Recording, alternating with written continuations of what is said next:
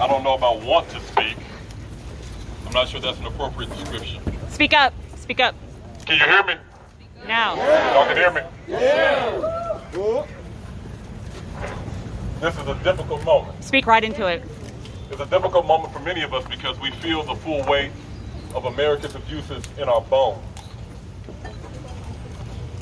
It's a difficult moment for some of us because now we are forced to make a choice about how we will leverage our tools to reshape America's values in a way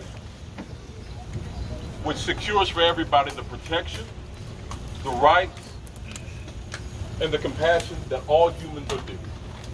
Yes, sir.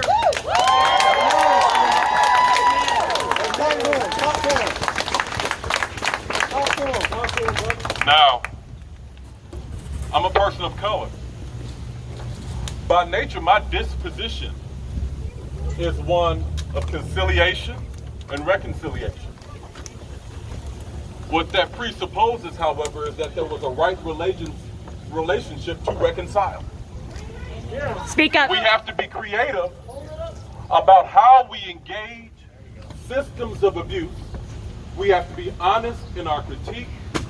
We have to be steadfast in our willingness to speak up and speak out. And in order to do that, we're going to have to leverage every tool at our disposal. We're going to have to leverage our legislative and voting tools. And I just don't mean the ones that happen in Washington. Nope. I mean voting for city council, voting for the DA, voting for Madison County commissioners. We need to have a good understanding of every person that's elected to protect and serve we, the tax-paying citizens. That's right. Yeah. I also have to be honest about this moment. This moment is not about black people. Because we've been here. Plenty of time. Many of you recognize me. You know me as a minister in this community. You know me as somebody who does this type of training. Each time I'm forced to talk about these subjects, I try to adapt a new strategy, only to find that the last one didn't work. Maybe it's time for different people in this community to carry conversations to people who won't listen to me.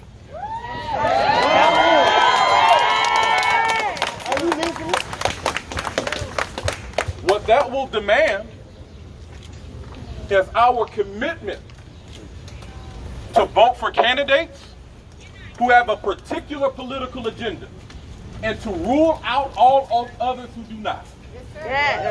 What that will take is consistency in our critique of the culture which undermines black life and obfuscates the facts.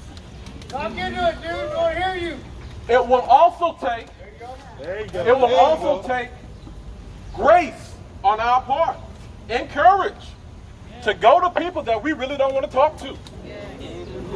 To reach out to people that we'd rather dismiss.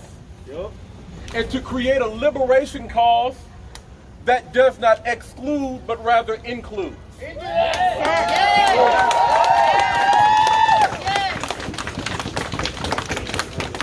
We have to be willing to be more committed to exposing lies than we are to shaming those who believe in them. What we've got to be able to do is take working class white anger and put it in conjunction with black outrage and Latino outrage and trans and LGBTQ outrage.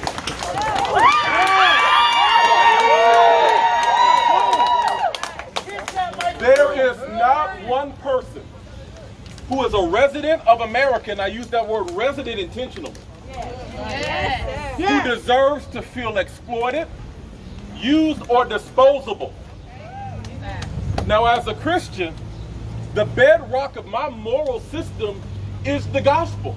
Amen. And when I pray at night, I pray to an ethnic minority who was born on the wrong end of town in Rome, the byproduct of peasants who lived in a militarily occupied region of Palestine, who spoke truth to power.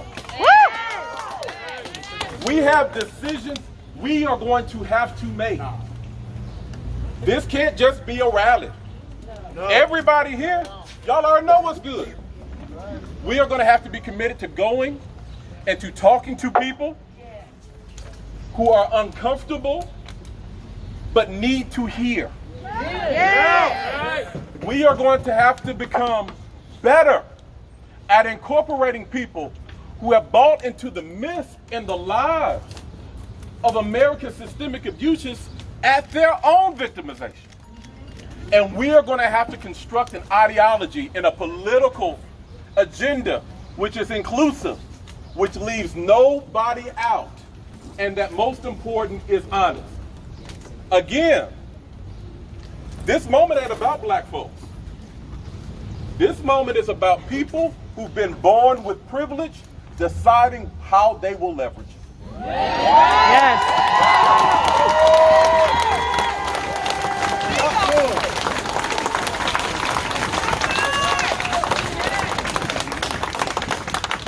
If there are things that we should take away, I have three. The first is protest, demonstration, and direct action are powerful tools that we need to use in conjunction with voting, in conjunction with reaching out to our peers, in conjunction with being engaged when the moment seems over. We have to be committed to the fight even when the fight looks dead. Because changing the status quo means always policing the status quo. We've got to be boisterous in our critique of institutions which provide cover for those who would seek to exploit. We have to be committed to calling in people who bought into the myth, while at the same time calling out people who profit from the lies.